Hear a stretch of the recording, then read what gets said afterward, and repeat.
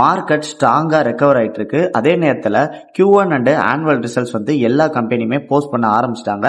உங்களுக்கு ஒரு swing stock இல்லைன்னா லாங் டேர்முக்கு ஒரு நல்ல டெலிவரி ஸ்டாக் தேடிக்கிட்டு இருந்தீங்கன்னா நம்ம சேனல்ல ரெகுலரா ஃபண்டமெண்டல் வைஸ் ஸ்ட்ராங்கா இருக்க ஸ்டாக்கை போஸ்ட் பண்ணிட்டு இருக்கோம். கீழே தெரியுற வாட்ஸ்அப் நம்பருக்கு DM பண்ணி நம்மளோட தமிழ் ட்ரேடர்ஸ் கமிட்டில நீங்களும் ஒரு ஆளா ஜாயின் பண்ணிக்கோங்க.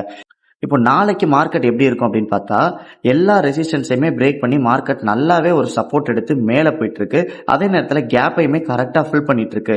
இன்னைக்கு என்னன்னா 24,000 இந்த 300 பிரேக்கை உடைக்கல. இந்த இடத்துல ஒரு ரிஜெக்ஷன் வச்சு தான் மறுபடியும் வந்திருக்கு. அதே நேரத்தில் நாளைக்கு இந்த கேப்புக்குள்ள தான் மார்க்கெட் ட்ரேட் ஆகிறதுக்கு சான்ஸ் இருக்கு. இந்த 24,145 இருந்து இந்த 23,900 வரைக்கும் நாளைக்கு ட்ரேட் ஆகிறதுக்கு சான்ஸ் இருக்கு. அதனால நாளைக்கு மார்க்கெட் கீழே போயிட்டு தான் மேலே வரும். எப்போ இந்த பிரேக் அவுட்டை 24,300 உடைக்குதோ கண்டிப்பா அடுத்து 24,800. ஸோ இது வரைக்கும் நம்ம டார்கெட்டை செட் பண்ணிக்கலாம் மார்க்கெட்ல.